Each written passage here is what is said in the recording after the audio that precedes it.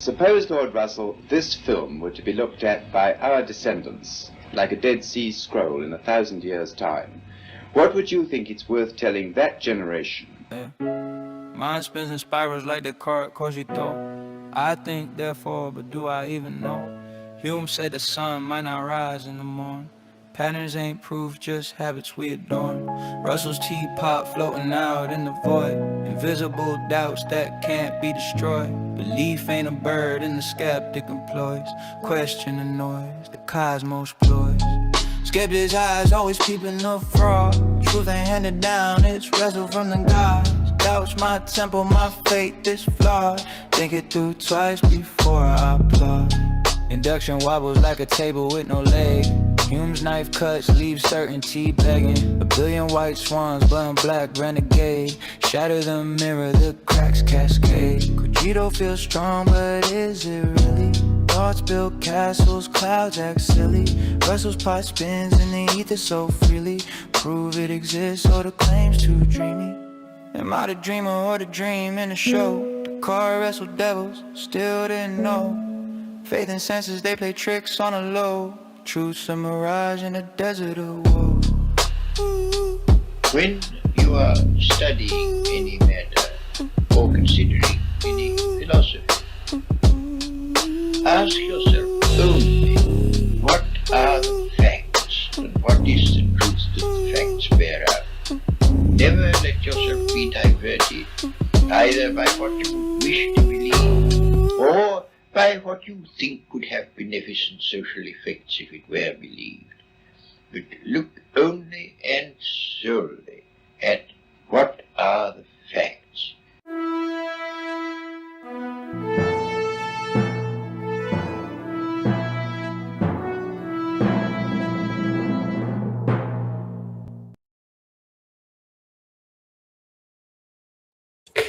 Hello, everyone, and welcome to Skeptic Philosophy. I am your host, as always, and today we have on a special guest. We have Mr. B.S. Lewis on. For the most part, I don't think he needs much introduction.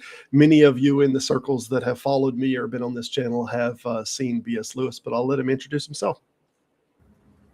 Hi, I'm B.S. Lewis, the theist's worst nightmare. No, that was a jamming song, Robert. I like that. I was vibing in the bag. Yeah, appreciate it. Yeah, I messed with the overlay on that. I still want to mess with it a little more, maybe get something a little different for change it up from time to time. But we picked a few things. I think when we initially spoke, we talked about talking about philosophy, the Bible, and a few different things. And then I checked your history to see what subjects you had some familiarity with. And the problem of evil seems like one that you have been round and round a fair amount. And I'm curious, it seems like there's two different models of the problem of evil that I have heard, the best that I can tell. And the older one's the J.L. Mackie one. And then you have the William Rowe one. And I just want to hear your thoughts on both of these versions and which one that you kind of side with as the bigger problem or the difference in the two. J.L. Mackie had 4 points on his with the problem of evil. He said God is omnipotent, then God can prevent evil. God is omniscient, then God knows about evil. God is omnibenevolent, would want to prevent evil. Evil exists, therefore such a God does not exist. That's J.L. Mackie's version of it. And then William Rowe's, which from my understanding is now the more philosophy academic version now. And he had a 3-point one, and that is there exist instances of intense suffering that appear gratuitous. A perfect God, our perfectly good God, not allowing would not allow gratuitous suffering. Therefore, probably no such God exists.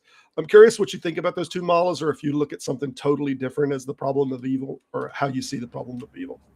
Yeah, I would probably gravitate towards the first one you mentioned. I try to stay away from suffering as much as possible in the discussion because it seems to be very subjective. If you're saying gratuitous suffering, well, how much is gratuitous? And when I'm discussing this with Christians or theists, that's what it seems to focus. And we just get bogged down on that kind of subjective point. Well, what if you go to the dentist and then you have pain and then there's pain for a better benefit? And it seems to be fruitless or a waste of time for me. So I've cut the crap. I want to look at what is evil from God's perspective, not our perspective. And Right. basically, it would be, why is there anything in this creation that God doesn't like? And my definition of evil I use is anything that's contrary to his omnibenevolent nature, because he is the standard for the objective moral argument, you know? Right. Yeah. And different people have approached this differently, and they talk. I've even seen it go both ways. That it seems unnecessary suffering might be more of a proof against, but I've even heard people argue that more benign suffering, like stubbing your toe and stuff, might even be more problematic than the great suffering, because with the great suffering, at least you could say that maybe this is critiquing the character or making them a better person in some sense. Whereas, stubbing your toe on the side of the sidewalk doesn't seem to have any rhyme or reason. It doesn't do anything for character building or anything. It's just a suffering that doesn't seem to make sense. Yeah, and for the suffering thing, I find that whatever suffering a human would endure, we could always think of a way that God could create us in such a way that we wouldn't have to endure that.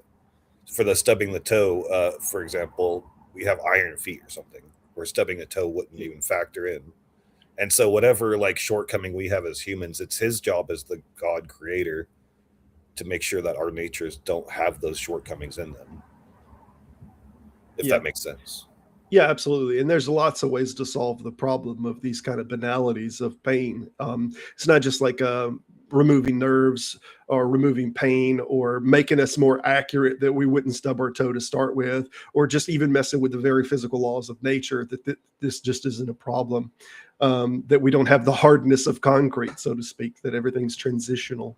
The very domain itself, it seems like if you're talking about an all-powerful God could fix or change these things, this is the one that if this is the God that created this reality, that this is the one that he picked among an infinite other possibility of realities. Yeah, and it seems to be an underlying game in the discussion of problem evil with theists, is that the name of the game is put the blame on humans as much as possible, take the blame off of God as much as possible. And if you keep that in mind when you're dealing with this topic, you just kind of work the conversation back to God, back to God, back to God. Yeah.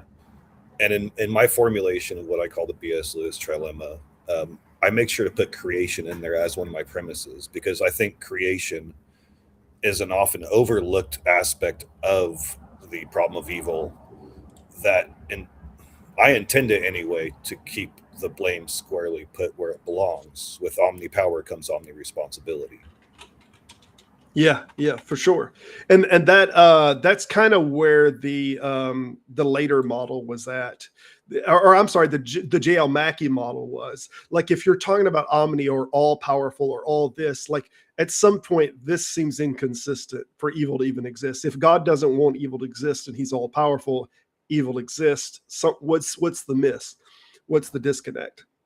But it's the omni nature that actually is supremely limiting for the God. And a lot of people don't realize that. They think they're giving him all power, but they're actually limiting him quite a bit by putting that absolute statement prefix on him.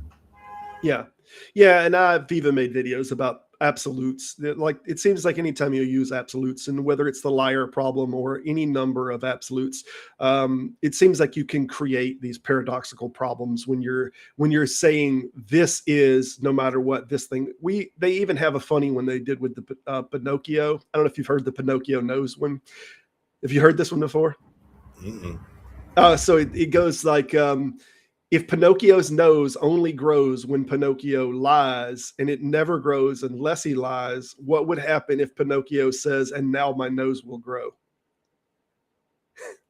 So this is like a paradox now, because now, right. So this is similar to the liar's paradox, is all it is, but it's a more modern and whimsical one. But you have these kind of paradoxes also with God can do anything. Can God create a rock? Can he then move that rock? And all these things. You have a lot of problems when you create these absolutes and then you put them in conflict with one another.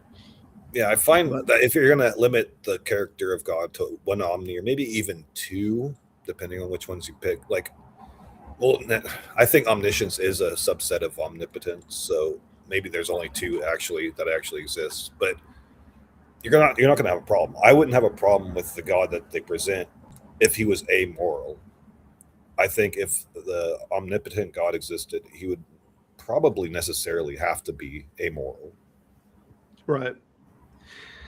So there's two different things that it seems like that I wanted to ask you on. What counts as evil in your arguments? Are you talking about more a moral evil or a natural evil or both, or do you parse that out? And also, whether you're doing an objective or a subjective, and are you playing this, whether you believe it or not, that that's just a position that they have, and you're trying to figure out whether their position, or show that their position is just incongruent, or are you trying to use your own model of morality and parse that in?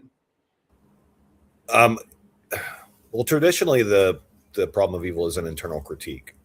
Like, it shouldn't technically have anything to do with what I think about is evil or not. I'm a subjective moralist, so I'm going to kind of boil it down to the ick factor, which is a really, big summary. Like, it's just to get a rise. The boo murder.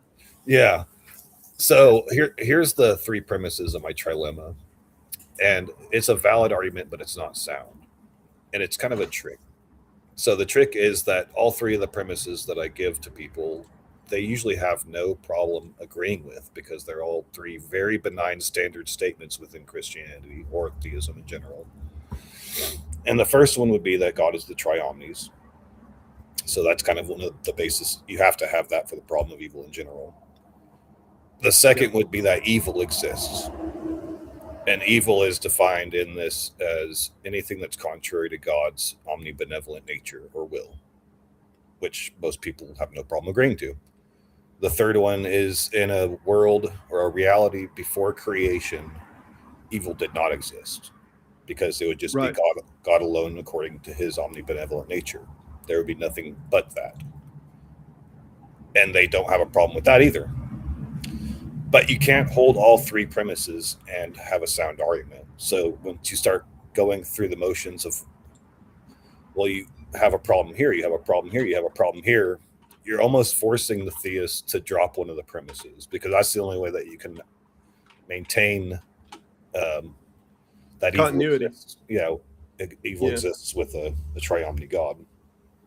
Some people will get around it in a lot of different ways, like Calvinists. Well, evil doesn't exist the way we think about it. Everything's going according to God's plan. Or maybe take a neoclassical way where evil is a platonic form that exists alongside God eternally before creation, or something like that. So there's ways around it. It's not by any means a slam dunk in disproving God in general, but it does disprove the certain theistic or Christian models of God that they have. Sure. So, I was watching JL the other day, and he had a theist that was talking to him, and he was doing the traditional bit that, that God didn't create evil. God created free will, and that humans create, the evil. And they were getting into the Garden of Eden, and I kind of poked the question there. Well, ask him if he thinks that people had free will before they ate of the tree. And JL seen it in the comments, and he brought it up immediately. And the guy's like, yeah, I think they had free will before the tree, right? Before they ate of the fruit. Well, then why didn't we just not put the fruit there? That seems like we could have still had the free will. Then we wouldn't have had the evil that was the introduction because of the knowledge. And then there was all this caveat. Well, no, I'm not sure that we had free will. And there's all this kind of back and forward, because it seems to be tripping him up, because it looks like you can represent that you can both have free will and not have the evil problem. And all you would have needed to do was just not put the tree there. Yeah, free will be the number one go-to, because that's the easiest move to get the blame off of God and onto somebody else, right? Remember, that's the whole name of the game. But scripturally, you can demonstrate and prove that free will exists before that, because they had the choice to eat from any tree in the garden before the eating. So there is a verse that specifically says they have free will without evil. The theist will try to build this bridge that free will is necessary for evil, or vice versa. But if you take the tree out of the garden, like you said, free will still exists, so it's not contingent on evil existing. Yeah, that's I love this one from Rebuke and Reproof. I don't know if he knows how much this is working against him. Why is water wet? Because if God did make them with the nature to be sinful, then that's just God made evil. It's just Yeah, no way open and around. shut case. It's just no way around it. If God made water, God made wetness. Open and shut case. So it seems like that God has to create evil. What's strange to me, and I don't understand, maybe you have a better idea of why this argument is held, that they hold God not creating evil to start with. Like, why do they even maintain that? Or because we have verses that say like God created good and evil, and it seems like they could just let go of completely the subject and say, yeah, God creates good and evil and be done with it. But they have some kind of ideology that seems to be almost a post-biblical ideology that they're trying to hold on to, is why they don't want to say, yeah, God made evil. What's your thoughts on it? So I would say this, especially in terms of Christians. Remember that Christians are interpreting the Old Testament through the eyes of the New. Sure. And what you just said with the Isaiah 45 verse is that it's going specifically contrary to what Jesus says when he says a good tree cannot bear bad fruit. Yeah. So if the ultimate good tree and God is divine and all these different analogies comes to pass, it's a contradiction. You'll have to let go of inerrancy, or you'll have to figure out some other way around it, because he cannot make a bad fruit. And to admit that humans' nature is inherently sinful with the original sin doctrine would Yeah. be right, shooting that right in the face. Yeah. Yeah. I think a lot of it's might be that. I think there's a little bit of moral authority that they're trying to hold on to also. And it's like when they're trying to hold on to moral authority, they do this like God is good by nature. Everything that God does is good because his essence, his what goodness is godness. That's his very nature. So I think in that sense, they hold on to it for doctrinal reasons as well, that God is only good. Because otherwise, if we're following the nature of God, we can also do evil, right? And still be in the nature of God. Yeah, in the image of God. Imago Dei would now include evil. And what were you just saying? I was just going to riff off of it. Can you rewind your last sentence? That it's in that if we're doing evil, that this also is in the nature of God. Oh yeah, no, I lost it. It's all good. It's all good. But what this kind of goes to is there's the question that I always pose. I don't even know how it's possible for God to have an imagining, an abstract concept of evil if he is all good. So when he's looking into the future before creation and he sees evil, where does that concept come from? To me, I make the comparison of like a young child thinking about rape and murder and all the bad stuff. They don't even have that concept in their mind. They cannot fathom it until like they start to realize that that's a thing, because they're innocent. It would almost be like an omni-innocence for God. Yeah, there's another, it seems like this contradictory thing if we're talking about natures, and when they do the nature bit, that it's in whatever God's nature is, that it is goodness itself, is then when you say like natures and you impose that same nature onto a human, if the human does that nature, is it then good? And I'll give you a primary example. So we could say that it is in the nature of God to drown people that he doesn't think or behave in the way that they want, right? Yeah. That is a part of the nature of God. That is God's nature. Or that it's God's nature to burn people forever because he doesn't like the way they're behaving. That's God's nature. That's defined in the book. So then if that's God's nature, then when a human does that thing, is that being good like God's nature, or is that being evil? And how do you rectify like God doing that and that's good in his nature, but when it's in someone else's, then it's bad? You're like, I don't understand how they parse that out. Yeah, it's the exact 180. You almost have a better time arguing that he's the standard for all evil. But Right. Because in the Christian worldview, he's sitting and watching the majority of all heinous crimes go down, and he's not doing anything about it. So if you happen to stumble upon a heinous crime, it would suggest that your best course of action to be godly would be to do nothing about it. Yeah. And that goes against the saying, like, all it takes is for good men to do nothing, for evil to prosper, or whatever. Yeah. Yeah. And you could go a step further and you could say, like, what would it look like if you were going to define the nature of evil? And strangely, it would look very much like let's say the nature of evil is to kill everyone that you could on the planet, and that is the nature of evil. Well, how is this distinguished then from the nature of God, which is the nature of good? Because now the two natures look just alike, right?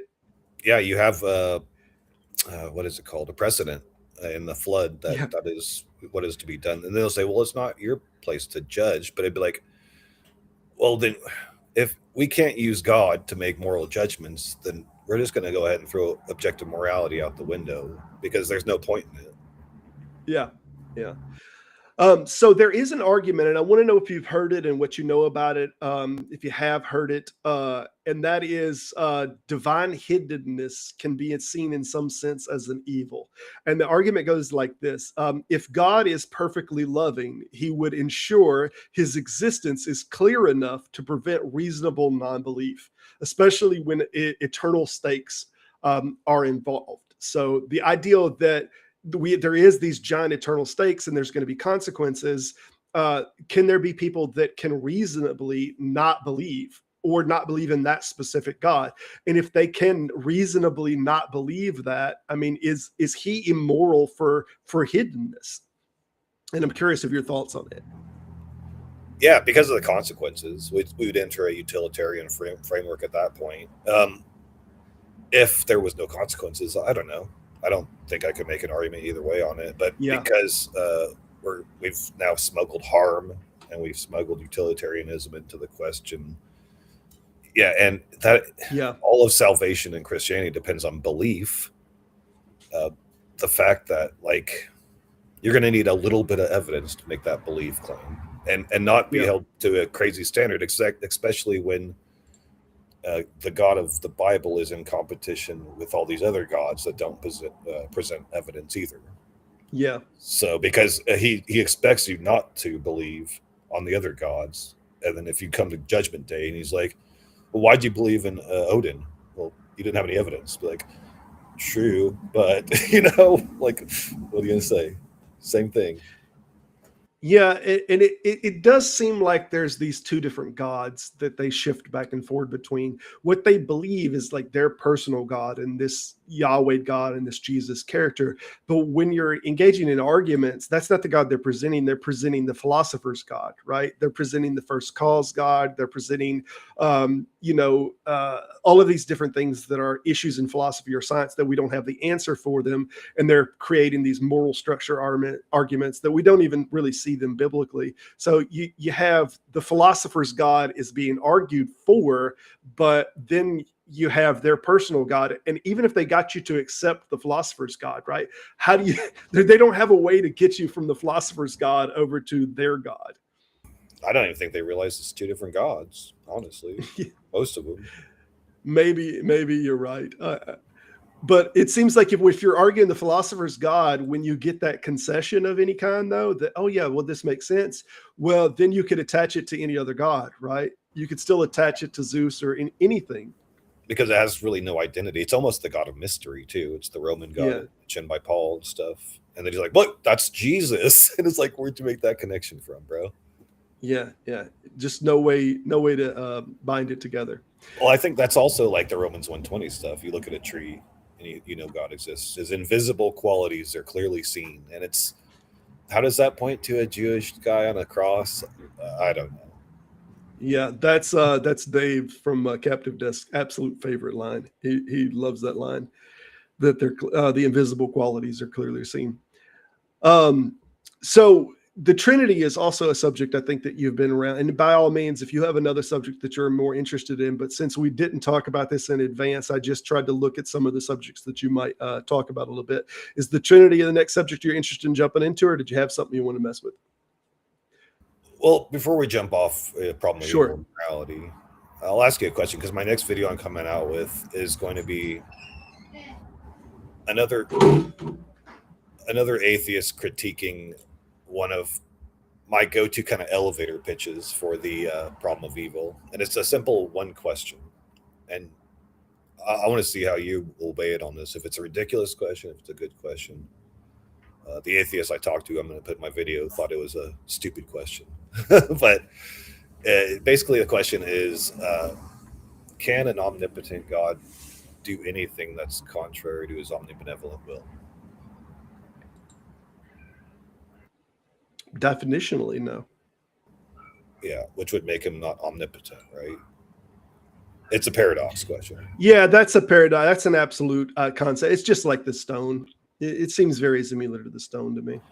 But it shows, it kind of, I think that question highlights what's at the heart of the original Epicurus problem of evil, is that you have this tension between the two omnis. And that question is a nice elevator pitch to kind of bring to light, bring discussion about this paradoxical and like contradiction almost between the two omni statements, because one has to give.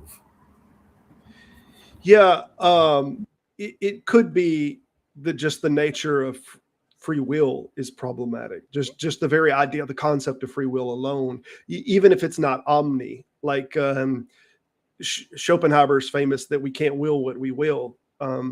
It may very well just be more of that problem that we're looking at. It might not have anything to do with the omni particularly. With this case, it's just that you can't will something contrary to your will definitionally. It's like the bachelor that is married. It's just a definitional thing.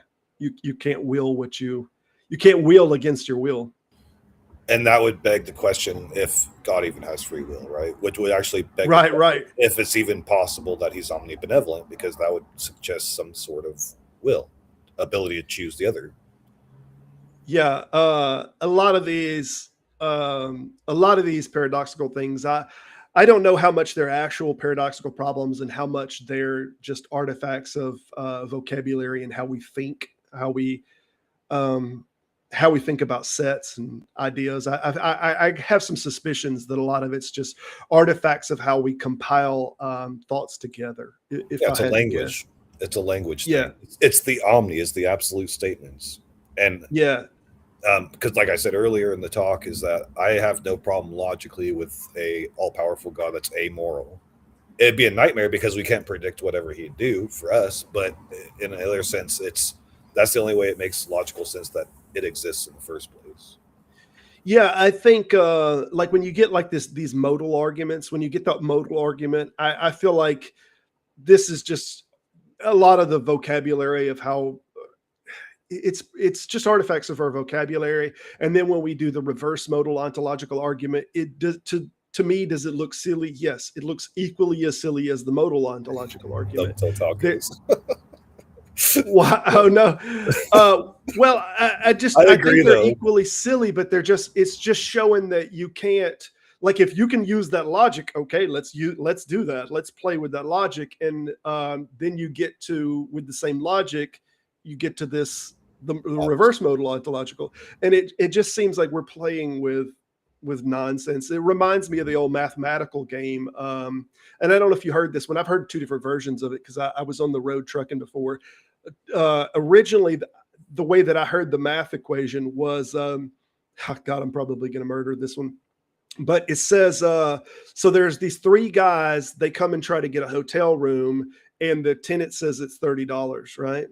And the tenant says, so all of them come up with $10 each. They all give $10 and they give $30 to the tenant. And then after a little bit of time, the manager comes in and tells the tenant, why'd you charge him $30? It's only $25 for a room.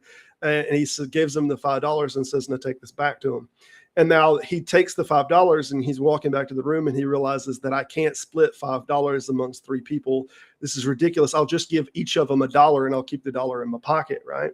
The $2 in my pocket. So he goes back and he gives each one of them $1. And now how much have they all paid for a room since they all got $1 back? Well, they've all paid $9 now for a room is what they're out of pocket. So we got 9 times 3 is we got $27, plus we got the $2 in his pocket. 28, 29, what happened to the 30th dollar? It just vanished. So we don't have $30 anymore. Well, this is an artifact. It's an artifact of doing mathematics wrong. You did a positive and you did a negative in here, and you just created like, oh, they call this a mathematical paradox. This is one of the most simple ones, but it's just because that's not how you use math. You can't do it both the ways. You can't use and say, oh, well, they have technically only paid $9. Does this make sense to you, what I'm saying? You've made a digit disappear, but did you actually make anything disappear? No, you haven't made anything disappear. This is just artifacts. This is all this is, because you shouldn't do it that way. And when I hear like these modal ontological arguments and a lot of these like paradoxical arguments, these are all they are to me. But yeah, well, I agree with this, and it all comes down to epistemology, which is probably one of my favorite topics as well. But let's keep it like real though.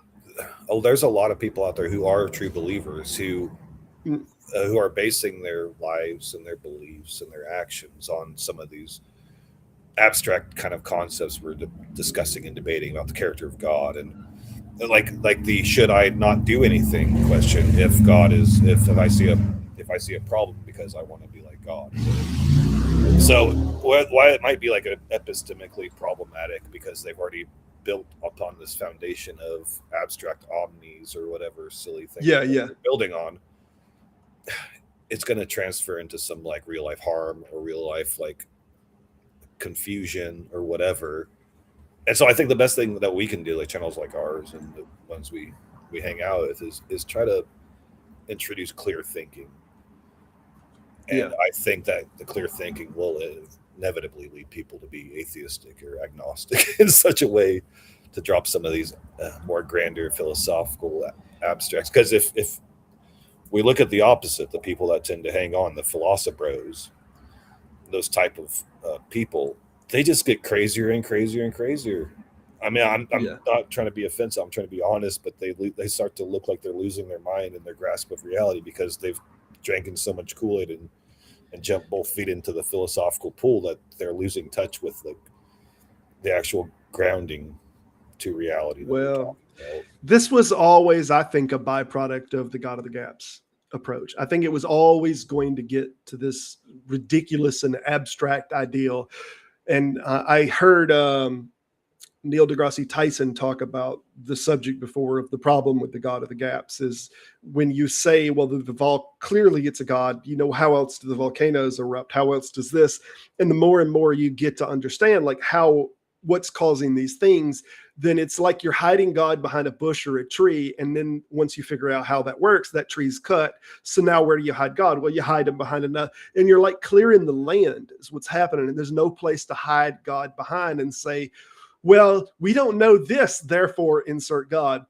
And now we've gotten all the way to kind of the end of the line on this subject. And we're like, well, we don't know where the universe came from. Like, how did time all start, man? And now this is where we're at. Well, you don't know. God made it all. So this is just the finality that we're in, it seems. The argument from ignorance stuff. But also, I think it comes from this almost a willingness, but almost like an eagerness to embrace abstracts as concrete. And so in psychological thinking, that often is referred to as magical thinking. And that's kind of the reason I'm a staunch anti-theist. I don't necessarily hate other religions. I hate magical thinking in general. So I don't hate God. I don't hate Christianity. I hate all of the above, even pseudoscientific woo, and anybody who's using bad epistemology to kind of swap out abstract concepts for actual concrete concepts. And I think that's going to make their lives worse and probably the lives of people around them as well. Yeah. Yeah, I think there's a lot of pattern seeking also, that they try to find patterns and try to give new revealed knowledge. There's almost like this gnosis thing that goes on even to this day, that when people read the Bible, they want to act as if they have this new revelation. Oh, I understood something brand new out of it. And I think this has been going on for generations and generations. And I think it's even how basically the devil has been slowly but surely constructed. Like, we don't have any clear verses about the falling of the angels or whatnot. But you get the garden. Now the snake is associated. Well, the snake had to be the devil, right? That had to be Satan. And then even when you get this word that they translated as Satan took him into temptation, I think the original Greek word here was a word that meant false accuser, or someone who accuses wrongly, right? Is the word that they use. So the person that even tempted Jesus is false accuser. And then they had these demon concepts that are like evil spirits, which was a separate thing. And they call him Beelzebub. So now, oh yeah, the Beelzebub character, he's the head of the demons. That's Satan. That's the fallen angel. So what you get is you get all of these different characters that go by completely different names, completely different ideals of what these characters are. And now they're transposing their ideal of like the head fallen angel, and they just push him onto it. Satan has just become this abstract for everything that's evil. He's just an embodiment. Right. The opposite of God, where that's not how he's described. It'd be almost the philosopher Satan, right? Yeah, the philosopher Satan, perfectly. You get this. You get in Ezekiel, we had the king of Tyre, which is being described as falling from God's grace, and they're like, no, this is the devil, the king of Tyre. And then you get the king of, I think it's in Isaiah, where there's this fall from the king of. What the hell's the name of it? Kurt's in here. Who's the other king that fell, Kurt? That fell from God's graces. But anyway, you get this one is also depicted as the morning star. They use the terminology for him. And Christians well, that was the devil. That wasn't the king. That was the devil, But it's all just transposing. Well, it's Babylon, funny. the king of Babylon. Yeah, that's funny because that's clearly an artistic passage where he's making a comparison between the king and this figure. But the Christians will tell you, hey, you guys don't read it literally when it's supposed to be metaphorically, and metaphorically when it's supposed to be literally. But they take that, and that's an obviously, in my view, metaphorical passage that they take quite literally.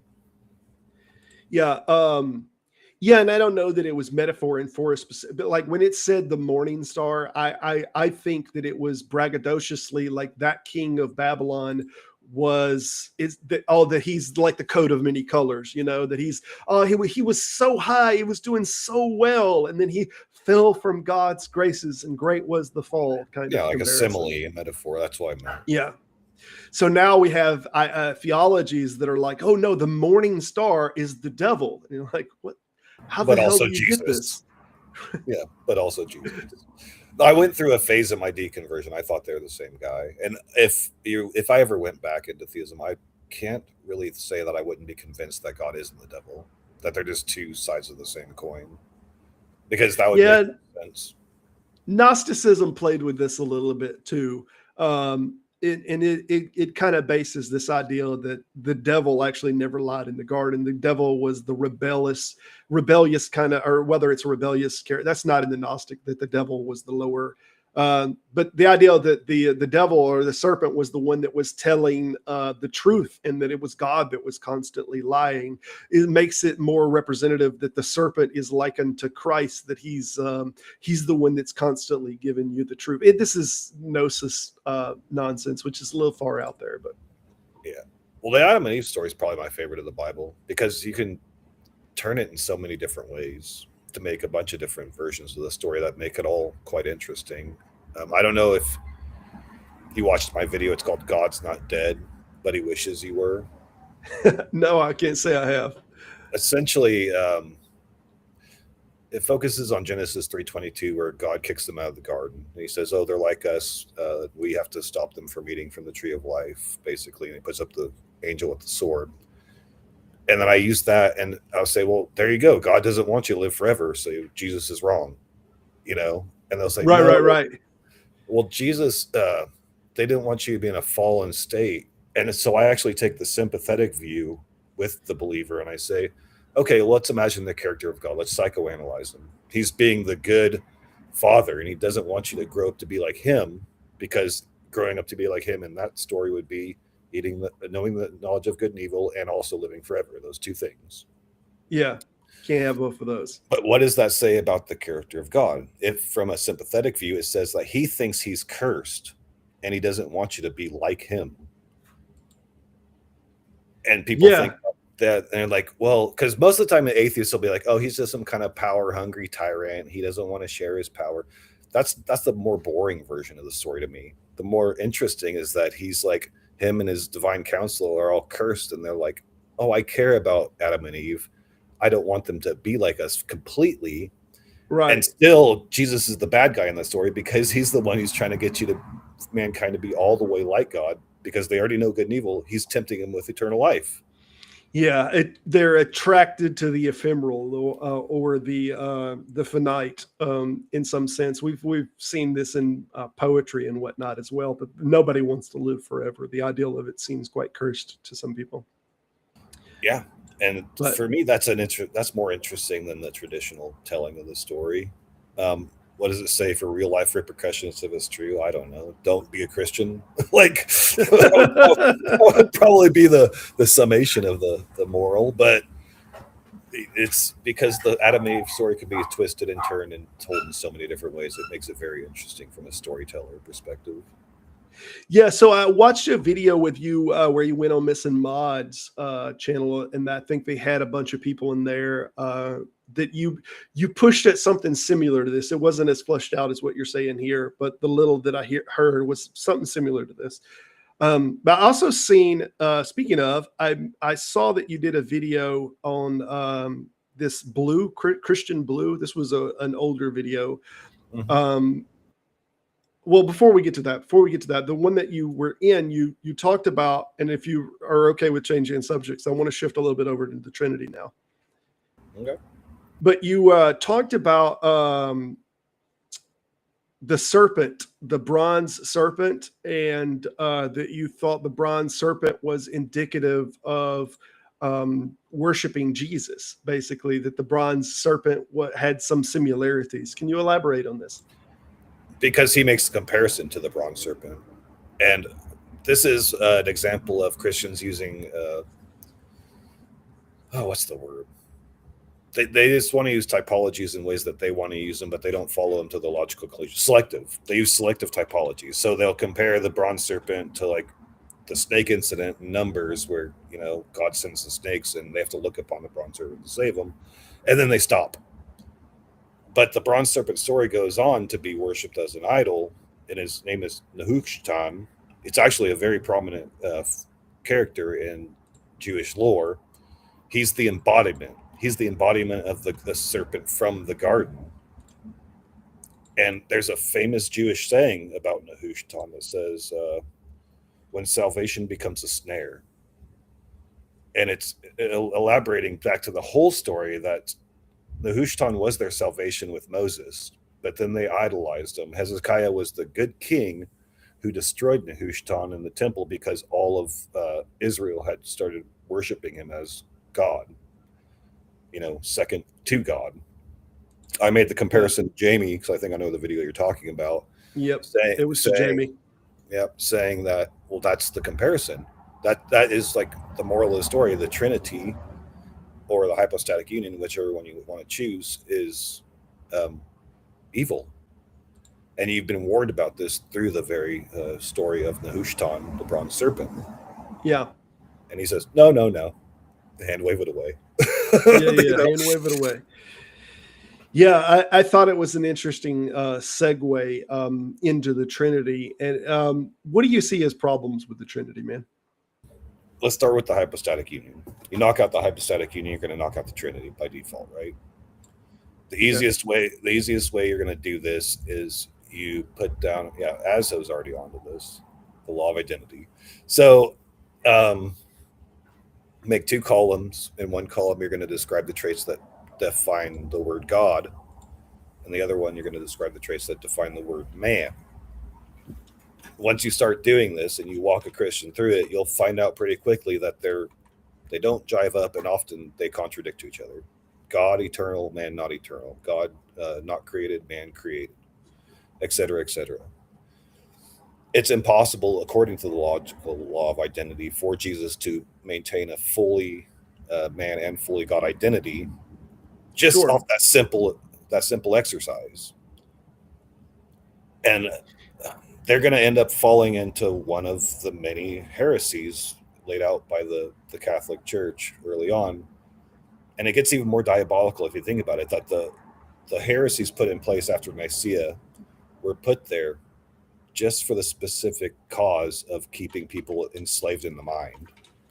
Because whenever you find a logical way out of the cognitive dissonance that the hypostatic union puts you in, they deem it a heresy and you're going to be killed or exiled. And so you're forced back into the bubble of cognitive dissonance by the larger groupthink of the Catholic Church. Yeah, there's a similar argument with the alternative of Mary. Of course, Mary had it miraculously. What's the alternative? She had it out of wedlock equals get stoned to death. So this is our options. Stoned to death, I had it miraculously. Yeah, there's so many reasons why Jesus can't be a lot of the things people claim, but Christians don't see it. They don't care to see it. One of my other things, I did a debate not too long ago with Ember, Better Than Ember, where I was taking the Jewish perspective that Jesus was not the Jewish Messiah. Mm-hmm. And I brought up the point of Jeconiah. Do you know who Jeconiah is? I've heard the name. I can't think of it off the top of my head. Okay, this isn't really a Trinity thing, but it's an interesting fun fact. So Jeconiah shows up in one of Jesus's genealogies. I think it's Luke's, but don't quote me on that. It might be Matthew. The story of Jeconiah is actually in Kings or one of those Chronicles or something like that. He's a king that's cursed by God because he fell out of favor with God. And the curse that God put on him was that nobody else from his lineage would ever hold the throne of David. This is exactly where I know him from. This is exact subject. This is the only place I know him from. Because subject. For him to show up in Jesus's lineage is right there a shot in the foot that Jesus is not the Messiah that they were looking for, unless God is some kind of trickster God, or God is not consistent with his curses and blessings or covenants or whatever. Yeah. I think that might be a strongly held Jewish position also, yeah. Plus, I got it from Jews for Jesus or something. Or Jews. No, the opposite. One for Israel. Whatever the Jews against Jesus. Jews against Jesus. I got it from them. Yeah. One of their big ones too is obviously that it was unsatisfying narrative. The birth of Jesus or the birth of the Messiah was supposed to be likened to that of David, which was basically raised in Bethlehem. And the idea that Jesus was supposed to be some kind of drive-by birthing, that was only reconciled after Mark. Mark doesn't talk about his birth at all, and two of the Gospels do it, but they're both basically drive-by birthings. And to the Jews, this is not like David at all. You're not born and raised in Bethlehem. This is not satisfactory at all. You didn't check the boxes to be the Messiah. Yeah. So that's just another claim I guess that's off topic slightly from the Trinity argument, but it just shows that if you're going to sit there and defend Jesus because you love Jesus, they don't care about the details. Yeah. They don't care if the Trinity is actually logically false. They don't care if the scripture actually says that it's impossible for him to be the Messiah. They don't care. There's nothing you can do with facts and knowledge that's going to overwhelm their personal, loving, emotional relationship with him. Yeah. So I seen also that you had in that video with Blue, she did this, and a lot of people do it. And I don't know where they come up with these numbers. It seems like they come up with them out of their ass. But this ideal of the probability of life arising. And I think she gave some ridiculous, I don't know, to the power of that some guy come up with. And I don't know what the basis of their calculations are on probability. But you see this all the time. And there's not even a coherence in the probability. Like somebody might give you this probability and someone else will give you this probability. So they both basically equate them to, therefore it's not possible that this happened at all. And we see this with like the filters, the great filters things with extraterrestrials. How many different how should we expect to have contact with extraterrestrials? I'm trying to think what their damn equation is that they use in this model. But like every number that you plug into there, in large part, you're coming up with the number out of your ass. So I don't know how they're coming up to these conclusions, but have you ran into this a lot where people talk about the probability of life happening without God? Yeah, fine tuning sucks. The probability arguments, it helps if you take statistics class, and if you take statistics class, then like you understand how the machine works a little bit better and how people are pulling crap statistics on you. Yeah. But in case of supernatural probabilities, we don't have a formula to figure out supernatural probabilities. So even if we come with the smallest, tiniest number in a naturalistic framework, it's going to be compared to a unknown because we don't have a methodology for what's more likely: God breathing on dirt, or a germ crawling out of a pond of ooze. Like, we don't have a method to compare the two to. Yeah. So, and this is one, not in the mathematics, not in the numbers, but I wrote about this in a book that I wrote a while back about a probability comparative. Like, and the one that I gave as an example is if you open a door and you go into a room, and in this room, it is a completely white room. There's nothing in there but a white table. And in that room is a penny standing on its edge. Mm-hmm. Only that penny is standing on its edge. In that room, I would not have a problem saying someone set that penny on its edge. I would not have a problem with saying that that is the case. Whereas if I come out of that room and I open another room and it's like the Goonies, I don't know if you remember the bottom of the wishing well where there's all this money. Yeah. And we have millions of coins that are there. And one of the coins are now sitting on its edge. In this room, to say, oh, yes, someone had to intentionally set that on its edge.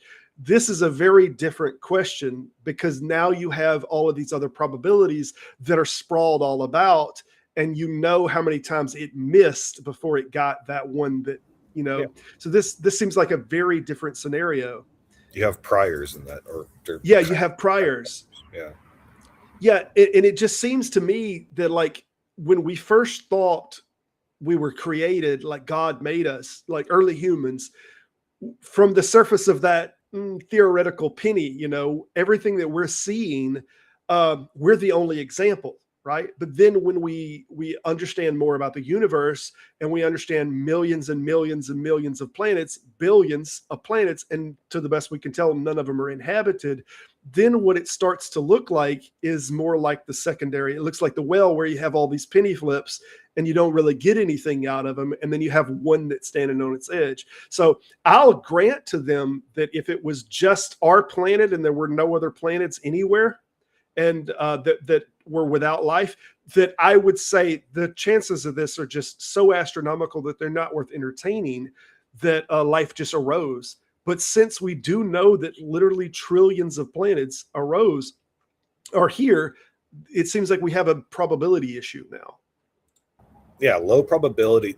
The problem is they don't understand the difference between nominally impossible and logically impossible. Logically impossible is a 0% chance. That's logic is what kind of gives us the boundaries so we don't go insane. It's very important, but nominally, most of, if not all, the miracles in the Bible are nomonologically impossible, but none of them, I don't think, are logically impossible. And so they'll say, oh, it's a very small percentage, very small chance. And what I did to combat that, which is going back to what we talked about with sometimes these epistemologies are used to actually cause harm and cause harm to others, is that I compared in that video the nomonological impossibility that the mustache man from World War II existed, which would be very, very, very small depending on the amount of factors that you're going to put into that probability. Birth rates, semen, billions of semen versus hundreds of eggs, the location, all this stuff. And then I showed a clip of a bunch of Calvinists who absolutely agreed with my conclusion that God caused the bad stuff in World War II. Because if we're just going to say low probability equals God, you're going to, sure, that sounds edifying and emotionally satisfying in terms of the fine-tuning argument, but it can flip that really ugly really quickly when we do kind of analysis like the one I did with the birth of Hitler. Yeah, then you have these probability calls. You have these probability issues like God loves you, that you're just so happen to be born in a universe that a creator, loves you. And how do you even calculate what the possibilities of this upside of not the possibilities of this? So there's no way to calculate these supernatural claims, But this is why Occam's razor is so fantastically useful for us, because it gives us the ability to compare claims by looking at the number of assertions made in each claim, because each assertion exponentially lowers or raises, depending on how you're looking at it, the probability of the thing happening. And this is like, ultimately, if I was to lose atheism, creationism is not the other alternative. There is pantheism, and pantheism to me is one coin flip less in assertions than creationism, because I'm actually believing that God is the universe than God outside the universe. I'd more likely land on statistically pantheism being true than creationism. Sure. You have this other problem, it seems like, and I think we spoke on this problem. Maybe it was with someone else. We have this like causal chain that when they start with A and they say, well, everything has to have a cause, and therefore there has to be this first cause or this necessary being, right? That has to be the start. And if you can imagine like a tree branch where things begin and then they branch out, and we have all these causations that begin to cascade into larger causations. When they're going backwards, they try to stop everything at this singular God. And like, if we're talking about causation, there's no particular reason to stop it at this God. Like, there's no reason to say that this God created the universe and he was uncreated. You could still go further, and I think it was you that I mentioned, he could be the Z God, and like that God created the universe and everything that we know, but there was still another God before him that created him, right? And once a paradigm or once a reality it doesn't need the necessary state anymore. So you could have God A created God B, created God C, and then finally at some point a God creates the universe. And even if the original gods are gone, that's not a necessary state once it's acted. Once you have the other gods, it's no longer a necessary. It's not a continuum of necessary state temporally. So it seems problematic to say to me that you have that has to stop at a singular God. There's no logical reason that you can come to that conclusion. You could keep on going. Yeah, it could be multiple gods too. Like it doesn't have to be one created one. It could be hundreds created hundreds, and like there is no limit to it. But what you're touching on is what I call I posit to people as the problem of the super duper natural. I think for those, I don't have a personal problem with any infinite regresses, but a lot of Christians and theists do. And if they do, I tell them that by you even positing the supernatural as a realm outside the realm, you're setting the first domino in infinite regress. And so you're going to have the super duper natural, the super duper duper natural, the super super duper duper natural. And where does it end? And they'll just make the assertion that God is the God above the super super duper duper duper super duper duper. Of course. Of course. But yeah, there's nothing logical. So that's the problem with like the philosopher's God. It seems like when you're using the philosopher's God, like the philosopher's God can have all these characteristics of, it could be a chain of different gods with the original one not even existing anymore. And there's, even if you don't have an infinite regress, you stop at one. That one doesn't need to be around anymore, So it's, but no, that doesn't serve their narrative. So of course it's the singular. No, of course it's only the one. That all you need is one. Let's not overcomplicate it. Well, I mean, we don't know what caused it to start with, so you don't even have to pose that a God started it to start with. A lot of the apologists just suffer from a huge lack of imagination, is what I find. Yeah. It's they have to have it their way, because they're not trying to make it any other way. They're not trying to see any other possibilities. They're just trying to make reality fit to their one possibility. They're just trying to draw all lines back to their ideal of this God, my ideal of God, therefore all logic has to point back to that, and not only construct things in such a way. So we are going to... Okay, go ahead. Nope, your transition is good. No, we are going to go ahead and put in the chat a link, and we are going to open it up. We're going to start doing some Q&A. Until we start getting some Q&A come up here, though, we're going to keep on rambling. So go ahead. Yeah, bust my chops, everybody. I'm ready. I'll take on all comers, atheists or theists. So, did you see my video about C.S. Lewis? It's my most popular. Oh yeah. 10,000. Oh yeah, I did. He is guilty of that, and that's why I kind of get on his case a lot, because he is a good fiction writer. But when it comes to his apologetics, he suffers from the lack of imagination that doesn't show up in his fiction writing. And so I'm like, it kind of demonstrates to me that in all aspects of the religious person's life, they will act in a certain way. But when it comes to their religion, like the brain turns off, they get very limited in their critical thinking, they get limited in their imagination, they get limited in so many different aspects. And I don't think that's good. Like, why not apply the tools that you have across the board, you know? Yeah. We got Simon coming in here. What's happening, Simos? Hello. You're still Simon? muted, I think. There we go. I'm back. Top of the morning to you. Top of the morning to you, sir. Yes, indeed. It's 3 o'clock here, 3 o'clock. Yeah, I have a question. Sure. I have a question.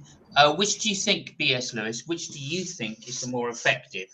The evidential problem of evil or the logical problem of evil? Logical. I don't even mess with the evidential. Okay, Logical interesting. all the way. Because you have to stick to the internal critique. If you do suffering, if you do evidential, if you do that stuff, they'll just try to twist it in such a way to put the burden away from God. And I think the logical does a better job of keeping the burden on God. Mm-hmm. Interesting. So which logical problem how do you phrase the logical problem? I use my own trilemma, but basically you can't go wrong with the Epicurus original, because he kind of just says it best. But my trilemma is God is triomni, evil exists, and before creation, evil did not exist. And then we flesh out the meanings and definitions after that. Anybody know what he's talking about with this Pantera one? Mighty Philbert says, have you heard the legend about Pantera and Mary? If so, what are your thoughts on it? That's the Jewish or the Roman soldier that knocked up Mary. Did you know that? Oh, yes. Yeah, you're right. That's exactly the theory. That I don't remember the oldest time we find it in the literature, but I don't think it's super early. I think we see it by 110 or 120. The theory floated. So, but it's more probable than a virgin giving birth from a Jewish god ghost. So sure. Azzo, what's happening, man? Not much. The only reason I jumped on, because I've known BS for a while, and we each go each other crap. But I have a question about, because I've always loved that law of identity video that you put out. Obviously, if I mention it as soon as I hear the word Trinity, but how does a theist respond to that argument? I've never actually used it that much in detail myself, and it's your argument. First they start twitching. Right. And then smoke comes out of their ears. And then they refer to William Lane Craig, right? And then they just start babbling. And hello, Simon. I don't want to ignore you either. That's all right. Yeah, there isn't much to respond to. Right. I mean, that's what I was asking, because it's a nail. Yeah, it's just a definitional problem. Those are the best. The only kind of contradictions you're going to get are definitional contradictions. And if you stick to definitions, you're just bringing that contradiction to light to help them understand it. Nice.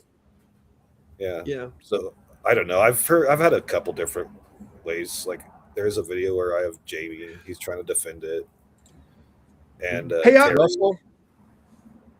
wanted to say something on this. That Mighty Philbert brought up in that Tabor's book, because this ideal about the gentleman, the soldier, it floated around. Like, when we first heard it mentioned, I'm trying to think of the individual that mentioned it. It wasn't Josephus or something. It was someone else.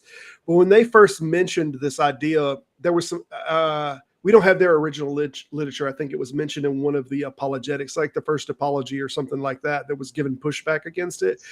I think it was already being floated around, like, by word of mouth, that this was what was going on. So what's weird is, like, we might think that it doesn't have a lot of credibility because it floated around probably by word of mouth a lot, and then it got written down.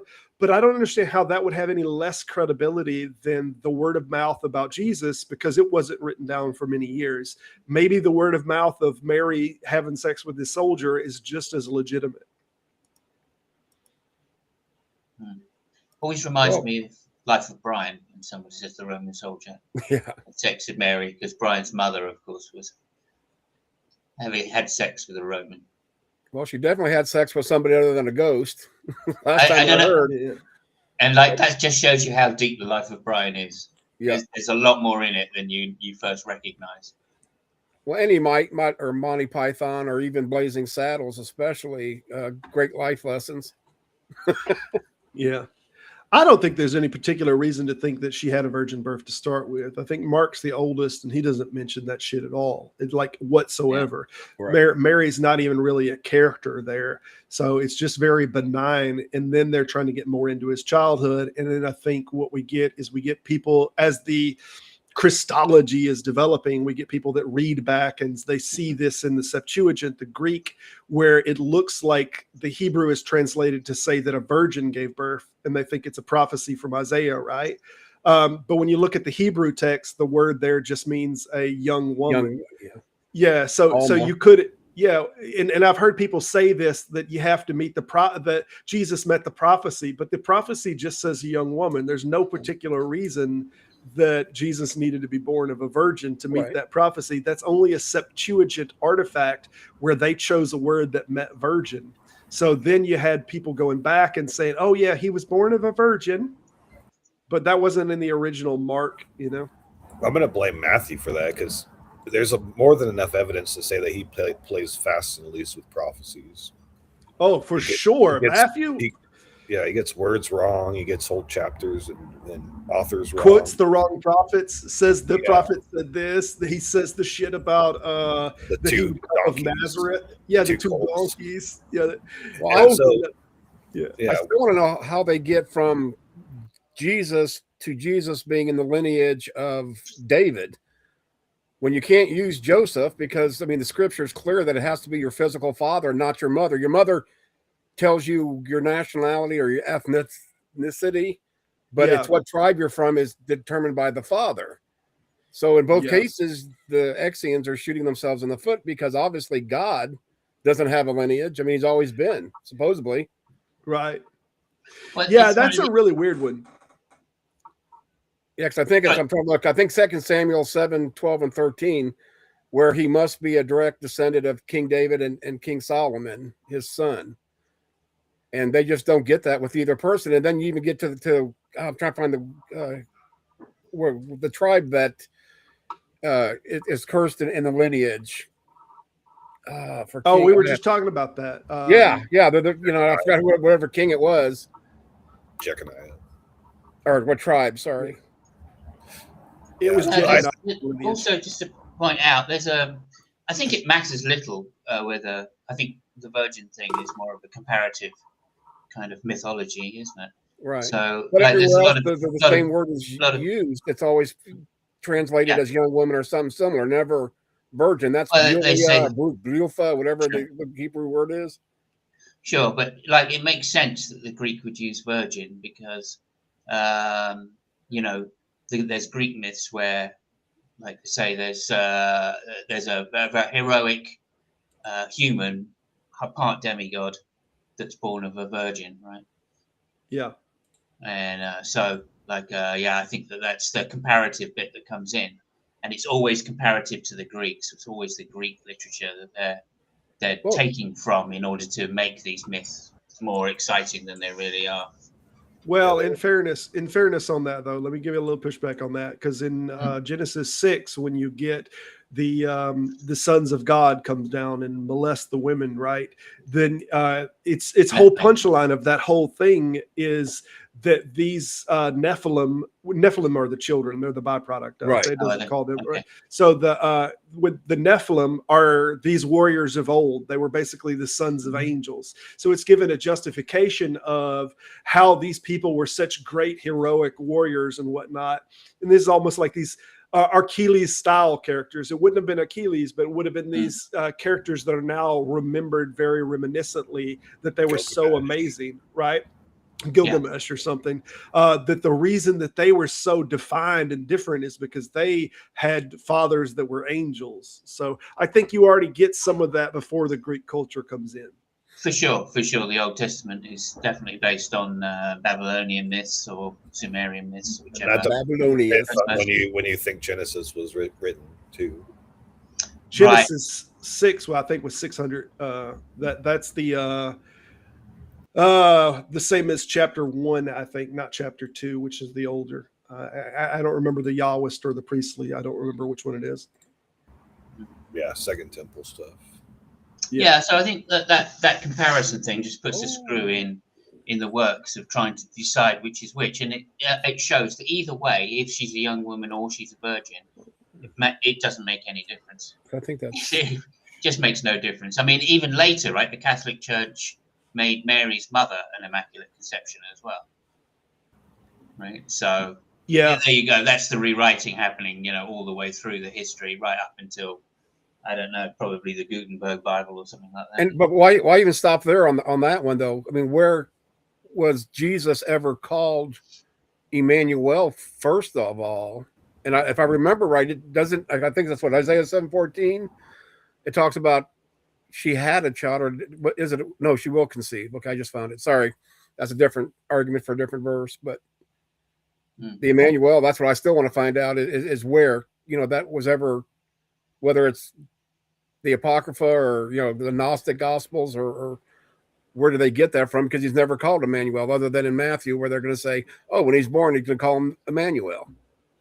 Well, let me tell you what I think is crazy, and I don't know how the early church dealt with it. In the Jewish prophecy, you have two different things that are going on.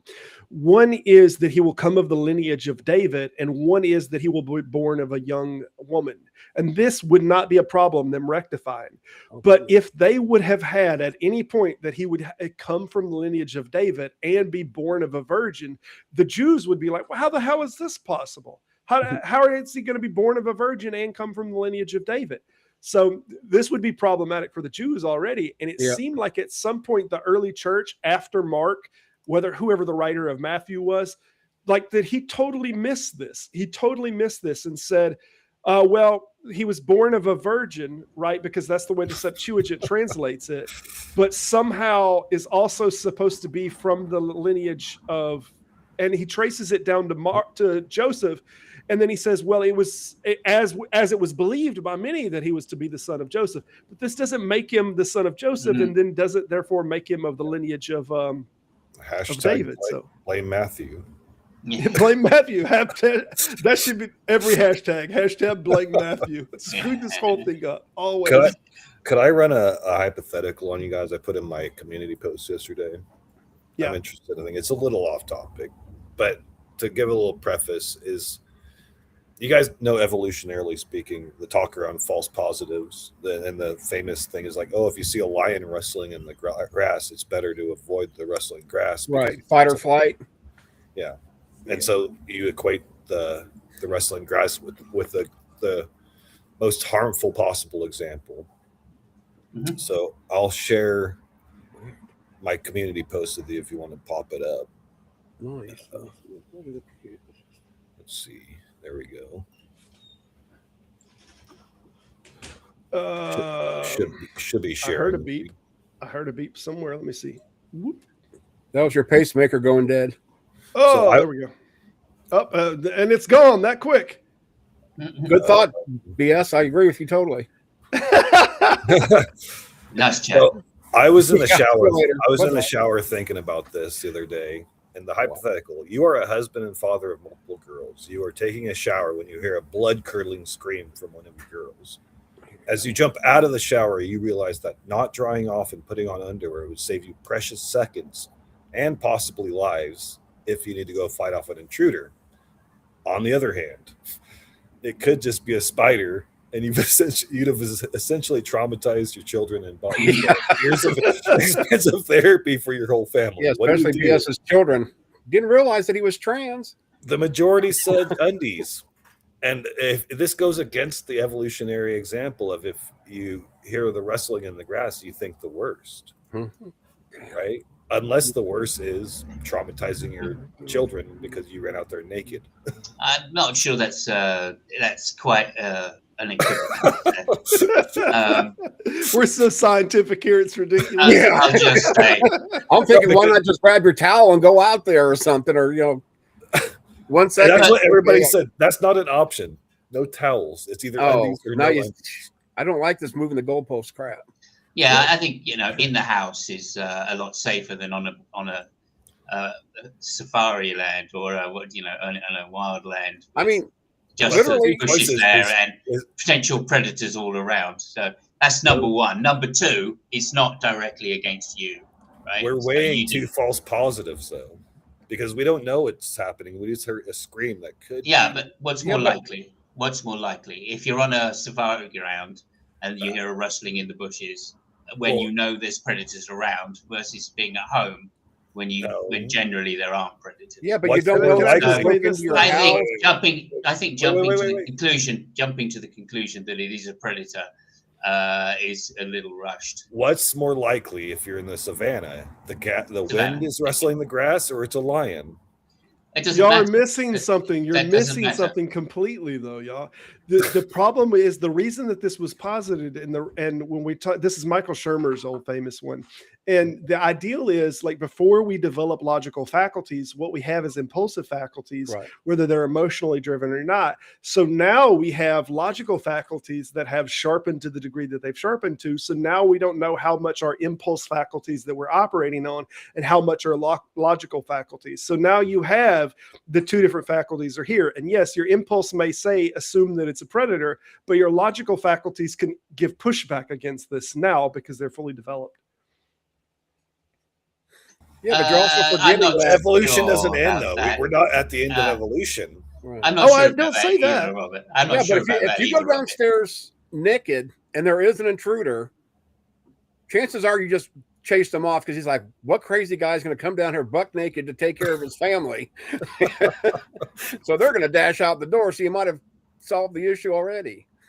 Maybe I thought it's an intriguing question, though. Maybe I thought the question was more brilliant when I wrote it, but I don't know. I thought it was good, though. I think even instincts, even if we put it somewhere like there, if they're in their tree, shall we say, they're still living and sleeping in the top of trees, they're still going to feel safer at the top of a tree. Right. Sure.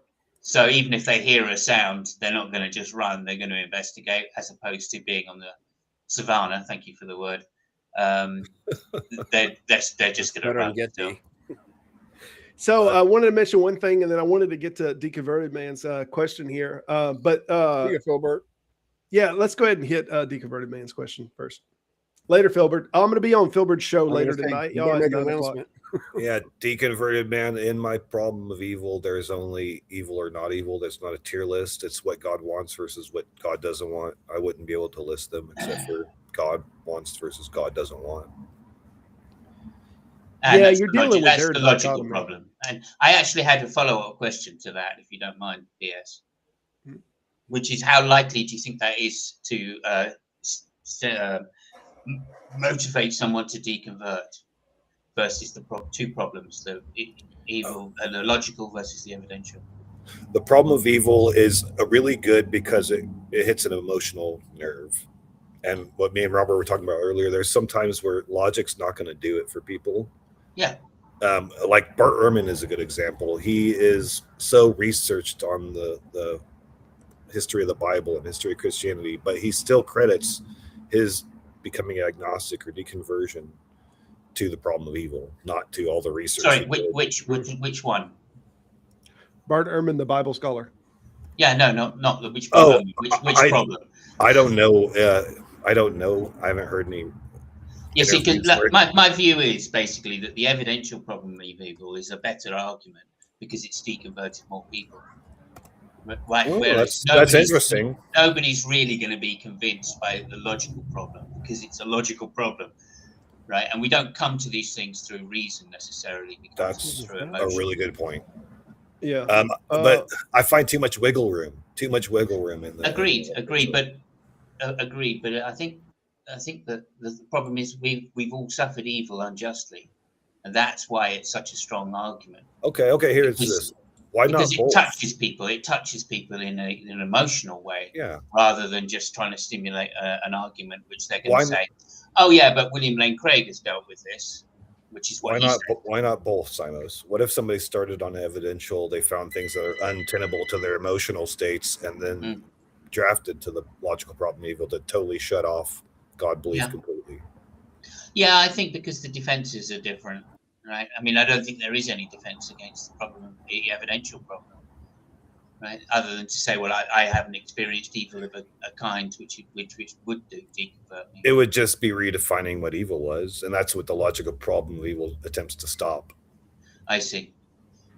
Yeah, I mean, again, in debate, I would grant what you're saying. In a debate format, then you're going to use the logical problem. Although I don't know, I still don't know. Like that, the argument which I remember most is given. I can't remember who gave it. It was a philosopher who gave it, who just said, what you're positing by denying the evidential problem is that one less person could not have suffered through the Holocaust." Yeah. Right? Well, one put it this person. way. Just one less person is enough to defeat Put it God. this way, Simos. You could actually use the evidential problem of evil to reason somebody out of atheism. How so? Hey, Kurt, by the way. Kurt's, hey, Kurt. How's it going, man?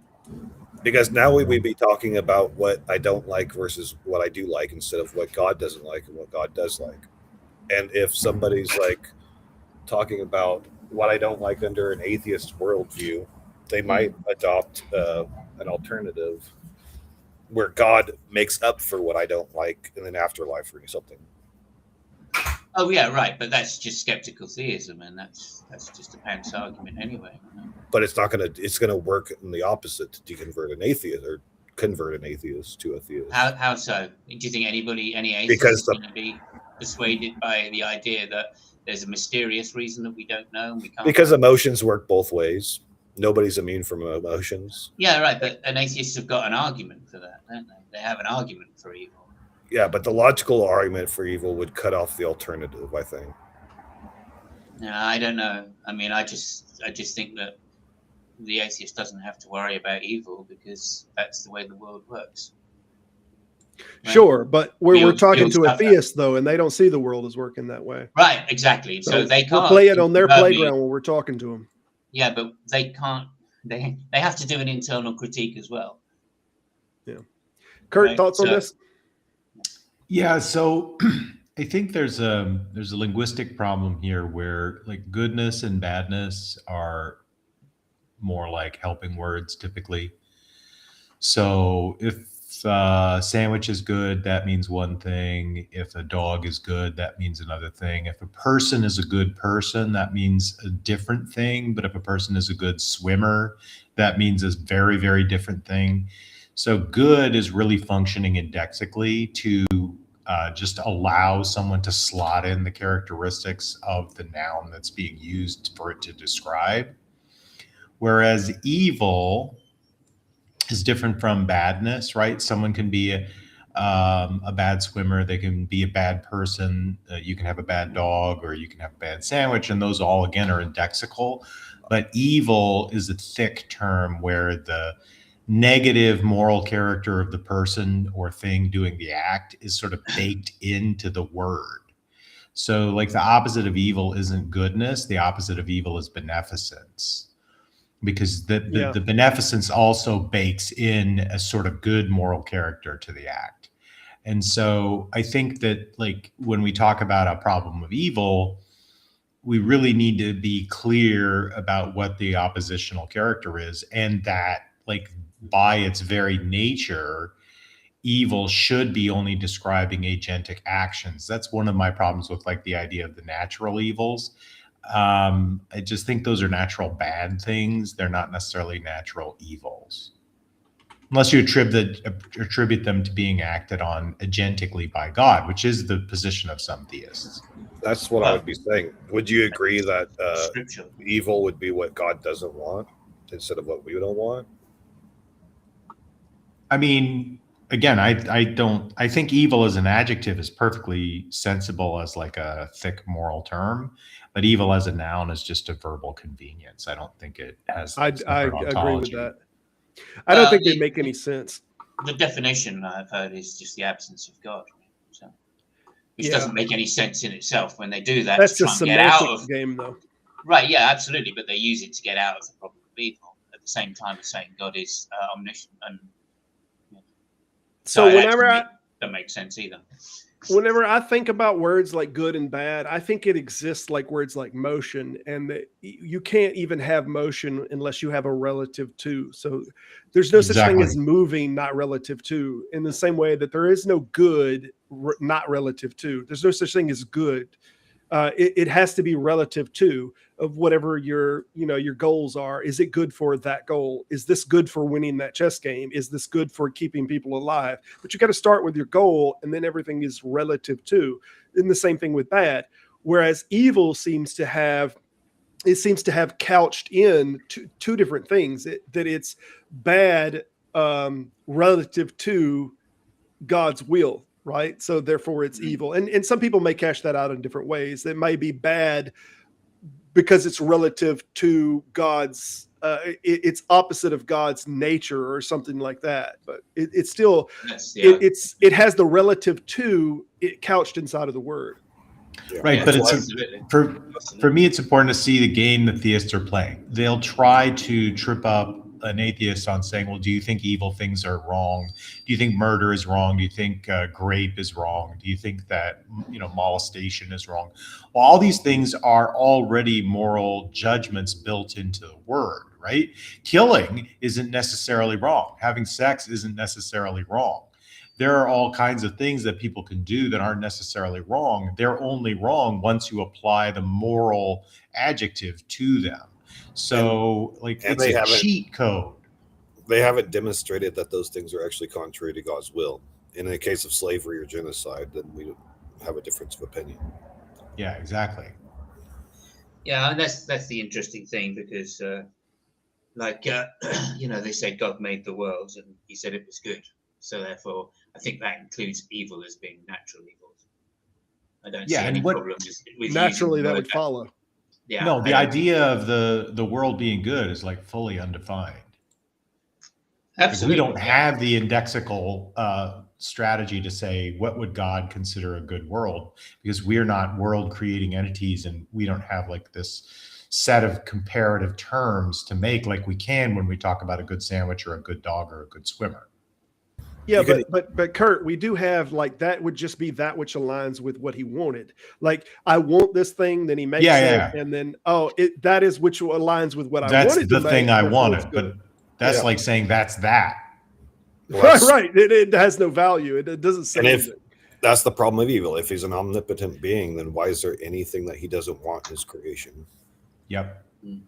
Especially since the only solution there is he either has a boss who says you got to do it with evil, or he wants to have this cosplay thing happen in front of him where his little creatures get to dance around to do something with all the problems he throws at him. Which again, it's like those old westerns where a guy says dance and starts shooting at his feet. Maybe he enjoys that, but it's certainly not something where he's not involved in its production. There's a more charitable way to approach that and say one of the reasons could be that he created creation to experience things that he couldn't possibly experience. And interesting. By his nature, he can't experience evil, so he found a way to But that means he's not omnipotent. Yeah, that gets to the red room problem. And also, just as a counter to that, I mean, Satan, right? Well, Satan came to Earth and he made him Lord of the Earth, so he could have just experienced it through Satan. There's no need to. The whole thing could be a psychological thriller that is going on within God's mind. He has his shadow, his Jungian shadow, and that's Satan. This is why when I said if I ever went back to being theist, I don't think I'd be convinced that there is a good side and a bad side. I think it's just a good side and a bad side of one being. Yeah. Well, that's what gets even worse when you think about like Berkeley's God, that we're all inside of the mind of God. So not only did God have to create evil in that case, but the evil is literally inside of his mind. Well, it literally says he created all things, good and evil. Right. So Yeah, and that's the Vedantist view of things as well. So it's not like that's not something Berkeley came up with first. Yeah, there's not many new ideas out there. No. Well, Berkeley's not new by any means either. Yeah. The ballooners. So, Kurt, you're interested in evolution. What do you think about my hypothetical? You run out in your undies or out of your undies? Undies, absolutely. Okay. 100%. You don't know that. You don't know that. Wrestling in the grass. I see. Okay. You know, there's a reason humans have an inherent fear of snakes. Question. You know, technically, you can't answer this question correctly because this is a logical response to an impulsive question. We're thinking about the question logically, but when you respond to something, you don't. In that way, you don't respond to it logically. Well, you wouldn't spend a lot of time deliberating in either case. But I'm confident I'd put on underwear. Yeah, that's why I say it's like, you know, you will do all of the background data checks before doing it, and those checks will make you put on underwear. It's like you don't have a choice. Yeah, and that actually does get to another problem that I have. Whereas let me just say this. Like if you put it like you heard a gunshot and then your child screamed, then you'd go out naked because you don't hear gunshots in your house. Yeah, potentially. Yeah, that's true. So that's another problem I have with the concept of the problem of evil is that the vast majority of like actions that people take that we pass moral judgment on are taken in the moment without any like deliberation or thought about it, right?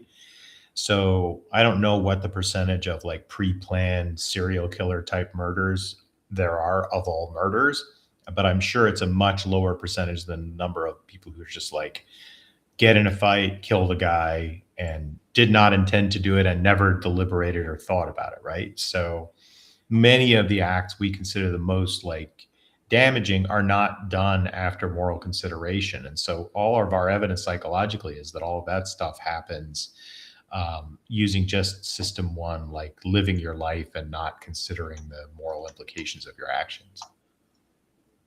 Yeah. I think the media increases not the probability, but the thought of the probability of those actions being more frequent than they are, though. And so that's going to throw you off on a false positive because you watch Criminal Minds all the time. You know? Yeah. Right. No, I think most criminal actions are just people doing dumb things that they didn't think through clearly. And they just in the moment have an impulse to do something stupid. Most criminals are bad at it. Most criminals get caught, you know, but there's a subset of people who are like serial killers or whatever. And those people do probably plan things out and they're like slightly better at it than the average criminal. But I think like most bad actions that people take in general are just like poor consideration or errors. They're not planned. Yeah. So all I'm hearing is that everybody here doesn't care about the life of their hypothetical children. That's right. That is absolutely correct. I'm just joking.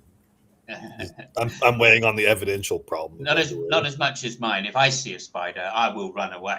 I'll scream and run away. A spider is a silly one to me. I have no fear of spiders, so that's a silly example for me. Gunshots are a little different. I don't run away from spiders either because I live in Britain. We don't have. I pretty much hate snakes. I got to admit, I might freak out. Snakes. If I was in Australia, I might think differently. I might have a little bit of a jerk reaction if I see snakes by me and I didn't realize what it was or seen like if I see a snake moving quickly by me. I've had one run across my boot, could not identify it, just happened that quick. And there is a very much oh shit kind of very knee-jerk reaction. So with snakes, yeah, I could see that having but with spiders, it had to be one big spider to land on my hand or my face for me to freak out on it, to be honest.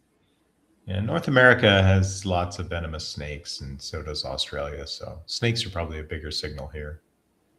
Yeah, and evolutionary speaking, we're kind of programmed to revile snakes. But hearing gunshots inside of my own house, yeah, that'd be bad. That'd be bad. I'll have some pretty quick reactions. That'd be no underwear time. That'd be no underwear time. Yeah. There's going to be at least one snake in that circumstance then. Just hope you don't get excited on the way down. That would be even more awkward for everybody involved. Yeah. Got a question for Kurt here. Kurt, you seeing it on the screen? Kurt, if you aren't a fan of snakes, what's your thoughts about doing Indy Jones PFP? I'm not sure what the PFP is, but if it's some sort of like desensitization thing, I'm not doing it. I think it's pay for. I'm just happy to live with my hatred of snakes. It's fine. I thought we had some serious Q&A here. But any questions that y'all have, throw them on the stage. Stage is open. We still got another 25 minutes. We'll be rolling here. You should have known better. You invited me on the show, so. Hell yeah. I've already had several people in the side chat. I don't always put them up there. It's like, this whole thing is BS.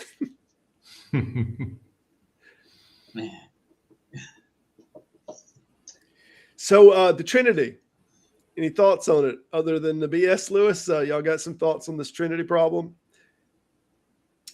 Oh, the main issue I have is, of course, like what exact cells in Jesus were actually part of the hypostatic union, because he had his eyelid mites, and he had all of his gut bacteria, and he had are the mitochondria that are originally descended from the rickettsial species and don't come from divine DNA and would have only come from Mary, are those divine, or are they like separate organelles within Jesus' existence that have the original evolutionary lineage? Like, there's just way too many holobiont problems with the hypostatic union.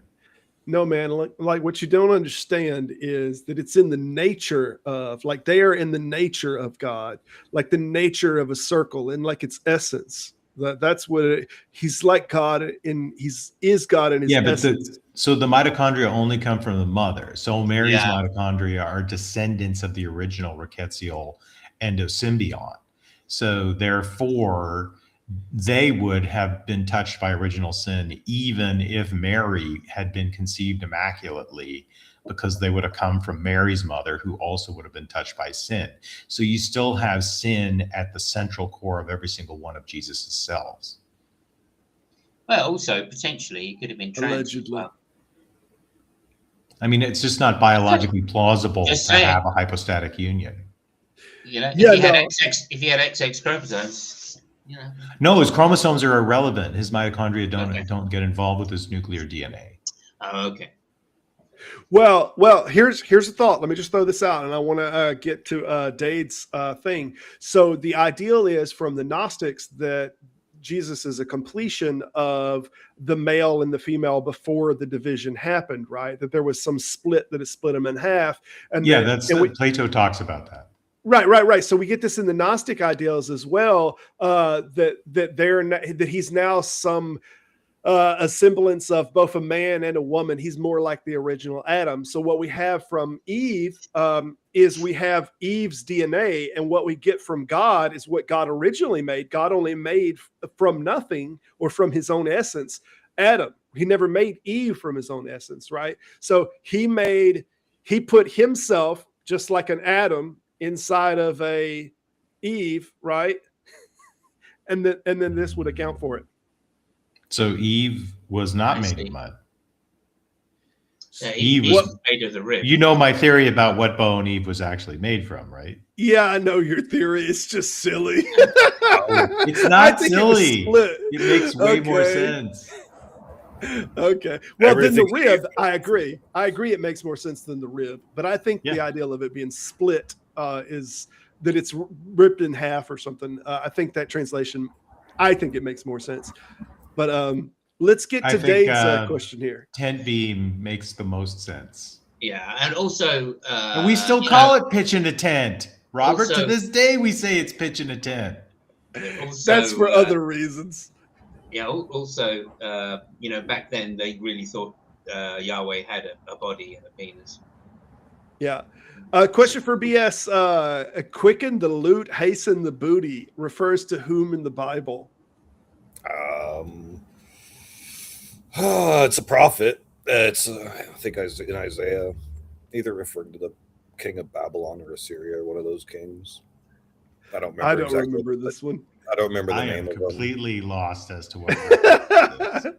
Some people. No, I don't pay remember more the details attention to because that some is verses.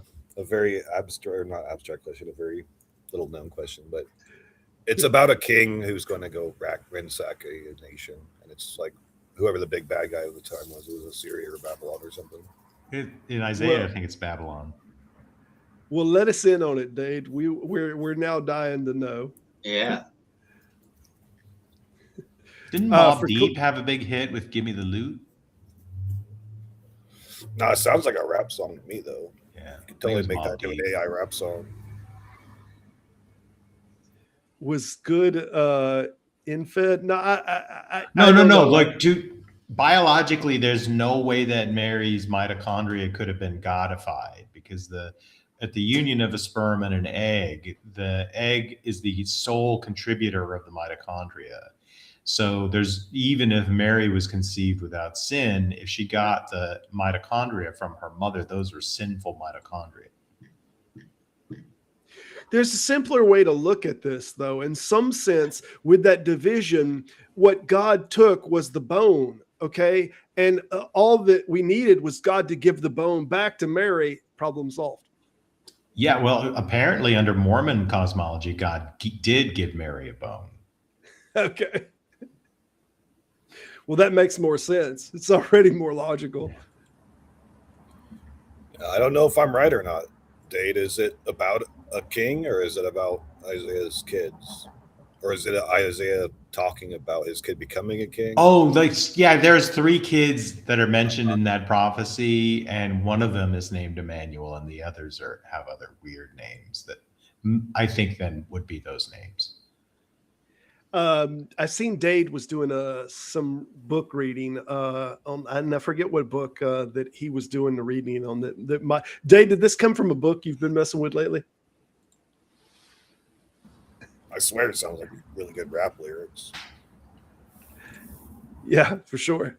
A question from a deconverted here. BS, you put the spider in your underwear and run out of the naked to get the. This is not as much as a question, but yes, that's good. Yeah, that's the name, Marashal al-Hashbaz. That's also the name of a famous actor. I think he's shortened it now, but his last name is Ali. Oh, there's a surprise. I would hope any shortened. That's one. I'm guessing his first name was. I guess Muhammad was his first name. No, his name was Mahershala al-Hashbaz. That's his full name. The one he changed it to. If the second one is Ali, he probably changed Oh no, I think he goes by MAH something. It's just a shortening. It's not Muhammad. So what's your thoughts on these probability questions? That is everybody just pulling these numbers out of their ass to come up with anything pertaining to a probability, or do you think we have anything resembling an actual probability of life arising? Oh, I think I've run my calculations. I think it's highly likely, like almost certain, that they're bullshitting us. No, that life would arise with abiogenesis as long as you have like alkaline seafloor vents. So here's what I go ahead. What do you mean highly likely? It has a low probability of happening? No, it has a high probability, like approaching 1, that you would develop some sort of stable replicator with variable inheritance. And what kind of factors were you factoring in? So you have the types of minerals that form around seafloor vents and the environment that they have, where there's a sharp temperature gradient and frequently very sharp pH gradients. So that we know that these minerals form in sheets, and between each sheet, there's a little potential space where water can have both a different temperature and a different pH than the sheet that's next to it, and that will create a semi-permeable membrane. And we know that the pH vectors and the temperature vectors can actually synthesize from gaseous precursors like CO2 and nitrogen, the main metabolic fuels that our cells still use today. So that's acetyl-CoA, acetoacetate, and ammonia. All can be converted from CO2 and nitrogen by those gradients. You're saying that these can be. What is the probability that they would be? No, we know that they do. Like we have experimental like models that we've used to show that they produce those. The reason I'm going to push back on this is it's my understanding of probability is that the more factors you throw into a thing, the more exponentially smaller it's going to get. That's just a rule. Right. So even if you had 90% chances, the more no, it's absolutely it's absolutely true. That's so the point is you need to look at the total number of molecules there are, which is huge, right? In just 18 grams of water, you have 6.02 times 10 to the 23rd molecules. And then the total number of years you have for the event to take place. So it's millions of years. And the total number of surfaces available for the action to take place. So let's assume that the base probability is 1 out of a trillion of a stable replicator forming. Well, then, okay, it's going to happen. Yeah, just because of the sheer volume. And that's another thing that what I don't understand, because there's lots of ways to look at this probability. And one of the ways that I look at it is if you think about something like snowflakes or all of these different natural things that arise that have asymmetry, that have structural order to them and whatnot. If you think of every single planet that exists out there, they have their own localized phenomenon of these emergent properties of order, whether it's something like a snowflake or other things that are happening. There are all these things that systemic pressures are giving rise to these seemingly orderly structures that are forming, right? And all you need to do from all of the different planets, not just in genetics or in our what we've now seen, biology is the one that won the race, so to speak. But anything that you have as emergent complexity, if any of that emergent complexity can duplicate, you're off to the races. That seems like that's really well. It can't just duplicate. It has to duplicate with an error rate. Sure. So it has to have variable heritability with a rate of variance. With a rate of variance, you're right. And that variance will always adjust to the energy environment within the system, right? So let's say you start with a 50% variability. Well, then depending on how that energy flows go, the variability might go up or might go down, but it's going to depend on the niche that it's in terms of like the higher the energy, the greater the variability that's tolerated. The lower the energy, the more stability will be preferred, right? But so once you have these gradients of pH and temperature, you're going to have all these microenvironments within which the most stable, the most likely to persist, will have a mathematical advantage over time. Yeah, the point though that I'm making is it's not like DNA was chosen or RNA was picked. Oh no, those are very late. Right. Anything in any of these planets in an infinite amount of space, or an almost infinite amount of space, all of these different, any of these things that met the criteria that it's duplicating with variations, and we may eventually meet life, and it might not be made in any genetic structures. It might be something very, very different, very contrary to that. So all we need for us to kick off emergent complexity is that we need the duplication and variation. So how do we know what the chances of that are? And to me, that seems like that's impossible to plug. That's impossible to plug in because we don't know, the underlining factors of complexity that are happening on all these different planets and whether they could create duplication or not. There's just no way to know that shit. Yeah, that's correct. We only know the geochemistry of Earth, and we can only make those calculations on the basis of what we know about the early Earth environment. So, but the odds are, given what we know about how Earth was made, that Earth is not special or unique. The odds are that we're not special or unique. It's possible we are. And it's possible the moon may have some major role in this that we're not aware of. That's also possible. And it's possible our moon is really, really unusual. Well, Rare Earth, the book, goes on in length about how this planet is very unique, that it meets all of these specific conditions and all. And I've skimmed through it on online one, but it's been quite a while. But I know that like whole documentaries and everything has been made off of the ideal of the Rare Earth book. Therefore, God. Therefore, God. Yeah, I But don't know even how. then, they weren't trying to argue God. They were. I think both of the writers that contributed to that were not theists. I don't know how we could even make an estimation of how rare Earth is. I mean, it just seems impossible to me to think about that. We don't even know. We don't even know of any. You know, we know there are other planets. We know a lot of planets have moons. So yeah, I would still go with it's most likely that if it didn't There's 2 arise trillion here, galaxies. Yeah. If it hasn't arisen, if it hadn't arisen here, then we'd be talking on a different planet, a different galaxy. Right. There's 2 trillion galaxies. Like you have a huge amount of like each galaxy has millions of stars. So we're talking about a very large probability space from the beginning. Yeah, that was the point with the wishing well. You know, I mean, you're sitting from the surface of a penny now that it met in the positive, that it met the conditions, that it's tantamount to standing on its edge. No matter how improbable that is, the more and more pennies that you have, the more and more you're going to have a probability that one is going to stand on its edge.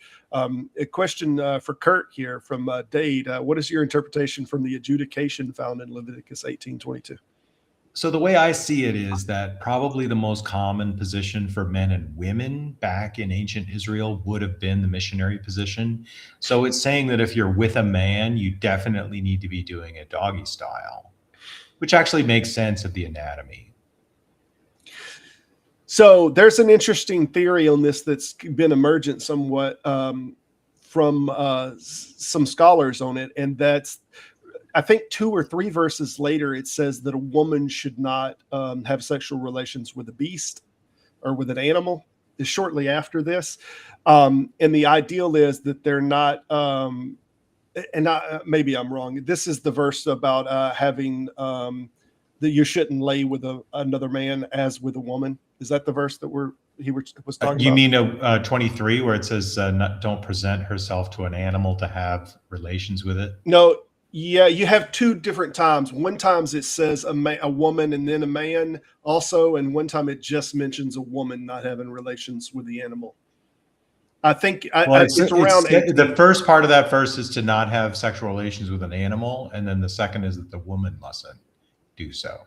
Right, but there is another verse that just mentions the woman. It comes right after, and I thought he was in the area, the 18, where it mentions not to lay with a man as with a woman, right? And then that's verse 22, and then in 23 it's about animals for both genders. For both genders, are you sure? One of them I thought only does it one time. Yeah, no, at least this is NIV, which is not my favorite, but it says, do not have sexual relations with an animal and defile yourself with it. A woman must not present herself to an animal to have sexual relations with it. That's a perversion. That sentence only makes sense if it's a man writing to other men, right? Yeah. Like the first injunction is to the men and the second injunction is to the women who like aren't really going to ever be able to read this. So here's a little known fact. It's a mistranslation. It says don't have sex like an animal, therefore no doggy style. Okay, yeah, I don't know. It could just be a Kama Sutra positioning thing. It's possible. Mm-hmm. No cow cat. Yep. Yeah, so this was a dominance thing is what, and I know not everybody's big fans of Dan McClellan, but Dan McClellan mentioned this, and he's not the only scholar to mention it. This is about having the sexual autonomy, that a woman doesn't own her own sexual autonomy. Hey, Professor Hazel, how's it going, man? Whereas a man does own his own autonomy. And I think when you look at this in like the NIV, or not the NIV, in the New Revised Standard Version Updated Edition, which I'm digging for it right now, directly after that, we only get the verse mentioning the woman, not the man, and having sex with the animal. And I think this is about a woman not having her own autonomy to decide whether she has sex or not. Whereas I'm a man... looking it up in the NRSV UE.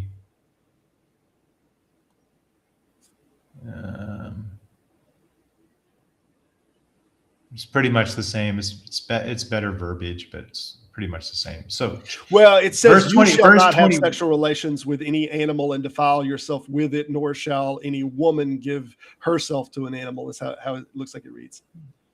Verse 21 is a very interesting proposition because it says, you shall not give any of your offspring to sacrifice them, which is, it's not a thing I have to tell people not to do. I personally don't struggle. There's a verse in the Quran that basically says something like, you should go into your, this is to men, obviously, you should go into your fields anywhere you choose. And allegedly that's about sexual positions within marriage. So it would lead me to think that the sexual positions in marriage is in the Old Testament, because there's very little that's new in the Quran. Yeah, like the prohibition against sacrificing your children and the prohibition against having sex with animals, like all of those are like so unnecessary in my opinion. For me and the people that I deal with, like I don't really don't have to argue with people about that impulse much. Well, they are goat herders, though, aren't they? That's the tribe comes from originally being goat herders. They're not farmers. Thou shalt definitely a thing. Yeah, I think if it was going to be more specific, it would have said, "Don't have sex with pigs. Goats are okay." Yeah, goats are okay. Pigs are unclean. Yeah. I mean, why do you think they made the horn so short? Yeah.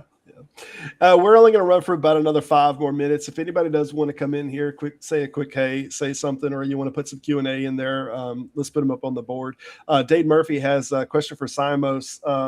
When was the Council of Ephesus? Yeah, I have no idea. I didn't even know he had a council. To be fair. Yeah, you got me. I think it's a place. I think it's a place actually. But I've been to the actual ruins of Ephesus. They're amazing. The library at Ephesus is one of the most beautiful ancient buildings. The Seven Sleepers site is also very close to Ephesus, which is pretty hilarious. So I think that's on the Ionian continent. Is that right? Yeah, it's in Ionia. Yeah. Ionia is amazing for anybody who ever thinks about going there. I highly recommend it. Good. No other questions or anything? We might go ahead and wrap it up unless somebody has some more thoughts or whatnot. Well, date says 431 AD. So there you go. Thank you, Dave. Okay. I don't know what happened. What happened at it? Is that a church? Oh no, it can't be a Christian thing, obviously. 431. I mean, that's around. I don't know. Pythagoras' time, I guess. No, he was 5 something. Dionysius was banging this time. This was big. So it was a condemnation of Nestorianism, apparently. Oh, third. And also the declaration that Mary was AD. Theotokos. Oh, yeah, you're right. AD. I'm sorry. It's Dionysius was not banging. That's when they determined that Mary's mitochondria were blessed, I guess. Okay. I've heard of Cyril of Alexander. Is that when they decided that Mary's mother was also like an immaculate virgin too? No, the Immaculate Conception didn't become Catholic doctrine until the 19th century. Yeah, but they played with the proto-evangelium for generations. It might not have been canonical, but they were barking up that tree for generations. Sorry, did you say Mary's Immaculate Conception? Oh, yeah. That's what the doctrine of the Immaculate Conception is about. It's about Mary. It's not about Jesus. But I was talking about but I think in the 12th century, Anna is Mary's mother. It wasn't determined as a firm doctrine by the Catholic Church. Oh, a doctrine. I beg your pardon. Yeah, I beg your pardon. Yeah. They're just spitballing. Yeah, but the proto-evangelium had already mentioned that she was immaculately, that her mother was immaculately impregnated. Yeah. Did anybody get a chance to see the interview with James McGrath by C.J. Cornthwaite about how the Lucan stories of Jesus's Annunciation are just cribbed from older stories of John the Baptist's Annunciation? Oh, I did. Yeah, I saw that. No, I didn't get to see that. It's a very interesting piece, and like if you know the story of Marcion and his Evangelium being a shortened version of Luke, I think it strongly suggests that Luke is multiply authored. And I do agree with a lot of the earlier, like 19th century critics who think that Acts is also multiply authored. And because Acts is multiply authored and Luke is multiply authored, that explains the we passages much more clearly than some sort of eyewitness testimony. It's just a different source. Well, I'm starting to lean towards Marcion's version predates Luke, and I really am starting to lean that direction. I've heard a few scholars talk on it, and I think the scholarship is starting to lean more that direction, that that Marcion's version, again, unfortunately, we don't have his. I think we only have his in one of the apologetic writings of early church father, but it seems like that his version might be closer to what was the original Luke, and then the Luke that we have now might be a later adaptation with some things kind of adjusted, and that's why it might look like it's been played with a little bit. As far as Acts, I'm not sure to the origin of Acts, but I think whoever did the editing on it from that, I believe that they were likely the one that that wrote the adapted version of Luke, and the Acts version might be the same. Yeah, there's a final redactor who put in the Theophilus passages. That's obvious. But the question is, what's the source text? And I do think that, like, a lot of the parables in Luke are similar, but they're not coming from exactly the same strain. And of course, whoever it is that's using the parts of Matthew that Luke uses is changing it as well. So there's a strong reason to think that the Marcionite version was reworked into the canonical version. Yeah, and I think that's where scholarship's starting to go on the subject as well.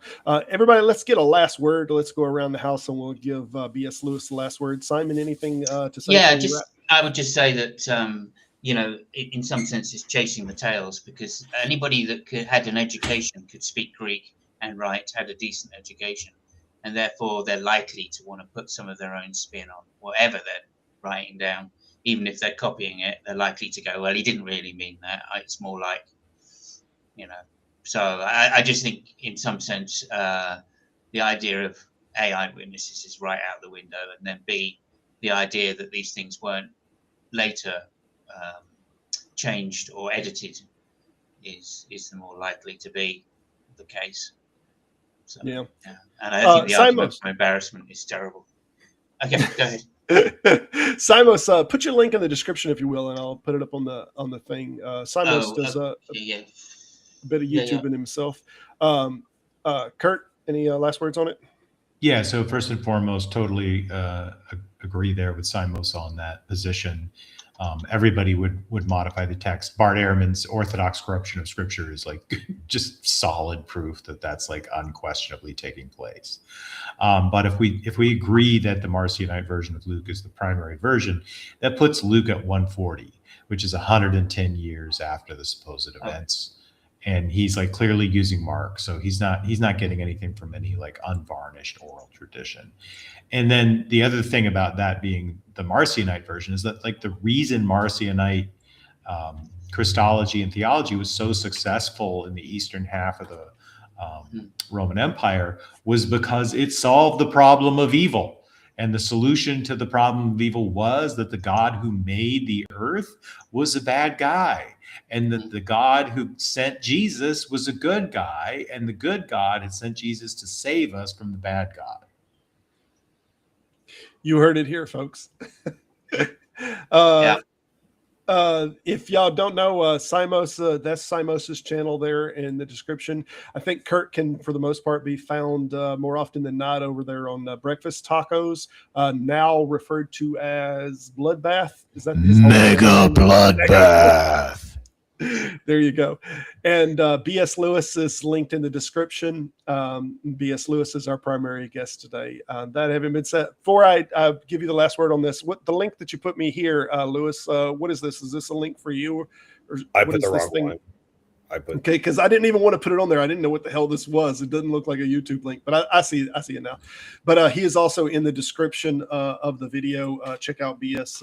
Lewis. He makes some great content. That having been said, what's the last thing, man? Yeah, it was a pleasure being on here. I think we had some pretty riveting talks about topics I enjoy. in terms of promo, I got a video coming out soon, so like and sub. But also Yeah, our definitely friend, subscribe to both channels. They both look awesome. yeah, thanks.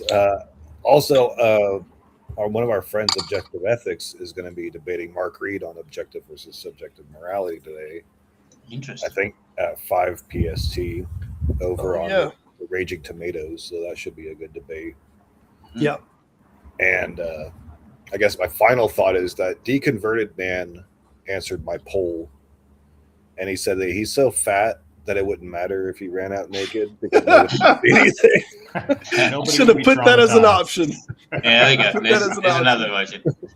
Also, I just want to mention that Sanaz is starting shortly over on Captain Dave's channel. Yeah, I'm gonna be headed over there presently. Tonight, I actually am fixing to be on the Mighty Philbert at 9 o'clock. He's doing some interview over there on me. Everyone, I thank you for joining. And thank you for popping in and giving all your questions here. I thank all of the guests for coming in, and B.S. Lewis especially. Remember, stay skeptical. There's lots of bullshit out there. That having been said, y'all have a great one.